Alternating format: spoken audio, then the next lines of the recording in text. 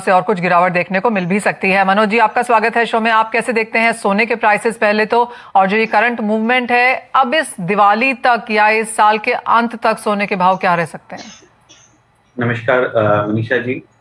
देखिए, जो dollar terms में है वो हमने देखा कि 6 महीने के बाद जब एक बार गोल्ड ने बाउंस बैक किया, जो ओवरसोल्ड जोन होने के बाद भी, लेकिन ये ऊपर कहीं ना कहीं अपने आप को टिका नहीं सका, रह नहीं पाया।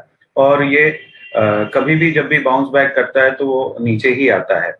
तो मुझे ऐसा लगता है कि डॉलर टर्म्स में कहीं भी इस साल के एंड तक गोल्ड वापस 1600 के नीचे जा सकता है। 1585, 1600, 1610 इसके आसपास ही जा सकता है। और मुझे गोल्ड में थोड़ी नरमी, बहुत ज्यादा तो नहीं, थोड़ी नरमी डॉलर टर्म्स में दिख रही है। और जहां तक की बात है रुपए में, रुपया ऑलरेडी बहुत वीक हो चुका है, थोड़ा बहुत और यहाँ से वीकनेस की गुंजाइश है। तो ओवरऑल इंडियन रुपीज में इस दिवाली पे मुझे गोल्ड में बहुत ज्यादा मूवमेंट नहीं दिख रहा है। एनीथिंग बिटवीन 49 टू 51 के आसपास गोल्ड घूमना चाहिए। और एट द सेम टाइम ये भी अपने को ध्यान रखना चाहिए कि जियो पॉलिटिकल टेंशन थोड़े बढ़ रहे हैं। तो अगर इस उसके वजह से कहीं कुछ न्यूक्लियर तो नहीं वर्ड यूज कर सकते, लेकिन कुछ टैक्टिकल न्यूक्लियर वेपन्स की कहीं कोई शुरुआत हो जाए तो गोल्ड में एक उछाल आ सकता है। अगर इस तरह की कोई दूसरे मौके नहीं लगते हैं और जिस हिसाब से फेड के इंटरेस्ट रेट्स आगे जो अपने को गाइडेंस दे रहे हैं, ये सब देखते हुए मुझे ऐसा लगता है कि गोल्ड कहीं ना कहीं आपको 1585 से 1680-90 के आसपास के या 1700-1710 के आसपास ही आप अगले कुछ दिनों में घूमता हुआ नजर आएगा। और मेरा ऐसा मानना है कि अभी देखिए इंडियन मार्केट जो राइट नाउ है वो बहुत ज्यादा ग्राहकी नहीं है, सपोर्ट नहीं कर रहा है ज्यादा।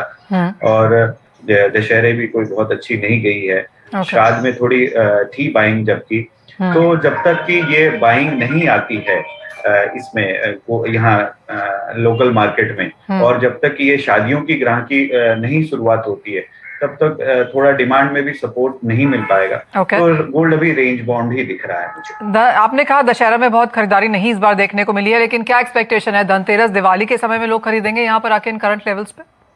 देखिए, गोल्ड बहुत की जो डिमांड है इंडियन मार्केट में बहुत अजीब सा बिहेव कर रहा है। 2-4 दिन 5 दिन अच्छी ग्राहकी रहती है, फिर 5-10 दिन ग्राहकी नहीं रहती है। तो ये ये तो जून महीने से ही बहुत रोबस्ट सा ही चल रहा है। लेकिन इन सब को देखते हुए लोगों को ऐसा लग रहा है कि कहीं ना कहीं फेस्टिवल सीजन अच्छा जाएगा आगे, क्योंकि इस साल शादियां भी बहुत ज्यादा हैं। तो अब ज्वेलर्स को काफी उम्मीद है और उन्होंने काफी ऑफर्स वगैरह भी चला रहे कि ये धनतेरस एटलीस्ट पिछले साल की तरह ना हो, लेकिन उससे कई पिछले सालों की तरह जो रहा है पहले उसको मैच करे या उससे थोड़ा बेटर हो, क्योंकि पिछली धनतेरस तो बहुत अच्छी थी। तो काफी उम्मीद लेके बैठे हैं। स्टॉक भी काफी अच्छा बनाया है। इनफैक्ट पोस्ट दिवाली भी अच्छी डिमांड रहने की चांस है because of the marriage season. I know बहुत अर्ली डेज हैं, और जैसे आपने कहा सोने की मांग भारतीय बाजारों में बहुत इरेटिक रही है। फिर भी जैसे आपने कहा कि इन्वेंट्रीज हैं, नए लॉन्चेस हो रहे हैं, स्टोर एक्सपेंशंस भी हमने आते हुए देखे हैं फेस्टिवल्स और दिवाली से पहले। कुछ परसेंटेज टर्म्स हैं जो यहाँ पर इंडस्ट्री जिनके साथ काम कर रही है कि अगर लास्ट ईयर दिवाली पे इस तरह की ग्रोथ थी डिमांड की, तो इस बार उससे 5-8% ज्यादा है, उतनी ही है, उससे कम है? कुछ नंबर्स हैं आपके पास?